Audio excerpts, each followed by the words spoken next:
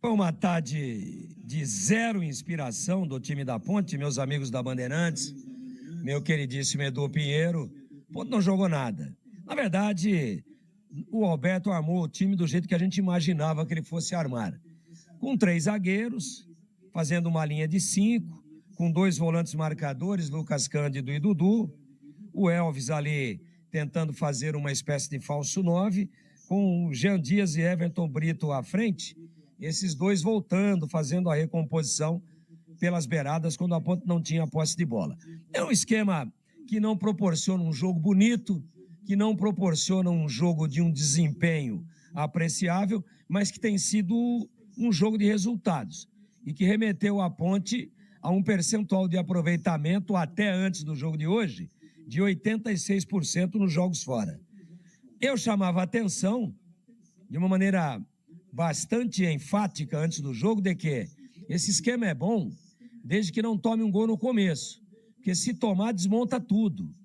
A estratégia vai por água abaixo, vai pelo ralo, porque você entra para bloquear, você entra para não tomar o gol, você entra para marcar com linhas baixas e para jogar no contra-ataque. E aí jogando com 3 zagueiros, com 2 atacantes de beirada sem um centroavante. Os atacantes eram Everton Brito e Jean Dias. E aí? Você toma o gol. O que fazer? Tira o terceiro zagueiro já? Vem com um meio-campista a mais? Vem com um atacante a mais? Espera um pouco? Fica uma situação difícil, uma decisão difícil de ser tomada. E, na verdade, até o momento em que tomou o gol a 10 minutos, a Ponte fazia um jogo razoável. Com a bola, procurava tocar, tinha chegado 2 ou 3 vezes próxima ao gol do Júnior Oliveira, o goleirão da equipe do São Bernardo, porém, não tinha arrematado ainda, mas equilibrava o jogo. Aí uma falta batida, meia esquerda, Diogo Silva fez uma bela defesa, meteu para escanteio, e aí começou o naufrágio da Ponte e todo o seu calvário no jogo. O Pará bateu fechado. Lá além do segundo pau, houve um toque de cabeça para dentro da área, com 3 zagueiros, 2 volantes e mais a torcida toda ali na retranca, não pode tomar um gol desse. Estava o presidente, vice-presidente, massagista, médico, preparador físico, treinador, estava todo mundo dentro da área. E aí o que aconteceu? O Pará bateu no segundo pau, a bola foi devolvida para dentro da pequena área e o Pedro Felipe, que é o cara que fez o gol, cabeceou. A bola bate no Wanderson, já ia para o gol, porque saiu mal o Diogo Silva e já ficou fora de combate. Saiu e não chegou, mas ficou fora de combate.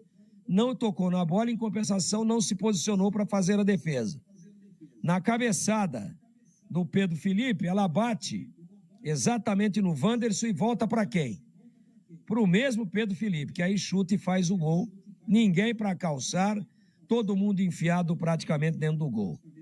Aí acabou o jogo para a Ponte, que o São Bernardo, que tinha que atacar e estava dando o contra-ataque para a Ponte, puxou as linhas para trás e falou para a Ponte, vem agora que nós já estamos ganhando o jogo. E a Ponte não tem poder de penetração, todo mundo errou passe, um jogo sem disposição física, sem intensidade, sem organização, sem aproximação e com uma centena de passes errados. Todo mundo errando passes, inclusive jogadores mais refinados com a bola nos pés, como Elvis, como Dudu, Jean Dias, uma partida horrorosa, o Arthur, uma partida irreconhecível, uma partida, tecnicamente falando, revoltante. Ele tentou 12 ações, errou 14, então ninguém na Ponte jogou nada. E a Ponte estava preparada para cozinhar o jogo, para esperar o tempo passar e para tentar uma estocada ali, levando o 0-0 até o final do primeiro tempo, para depois, no segundo tempo, tentar resolver o jogo. Quando tomou o gol muito cedo, a 10 do primeiro tempo, desorganizou tudo, desarrumou tudo, todo mundo de cabeça baixa, todo mundo de pernas pesadas, todo mundo jogando distante, todo mundo errando passes, um verdadeiro catado, e aí a tragédia estava anunciada num contra-ataque no segundo tempo a 20 minutos, Chaporã arranca com ela, toca para o companheiro que leva pelo lado esquerdo, né? Foi o número 90, da equipe do São Bernardo, ele devolve inteligentemente, com bastante objetividade, o Felipe Garcia para o próprio Chaporã, que tocou e entrou em velocidade, entrou furando a defesa da Ponte, ninguém acompanhou, e o Chaporã, cara a cara com o Diogo Silva, escolheu o canto e rolou para o gol.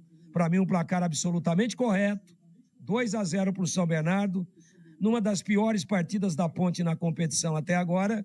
Começou de forma correta, começou com uma estrutura que tem dado certo fora de casa, mas quando não toma o gol muito cedo. Tomou, a casa caiu e a Ponte tombou de bico, fez uma partida irreconhecível e não pode, meu caro Edu Pinheiro, reivindicar nada, absolutamente nada de diferente do que uma derrota melancólica lá no ABC Paulista ao final.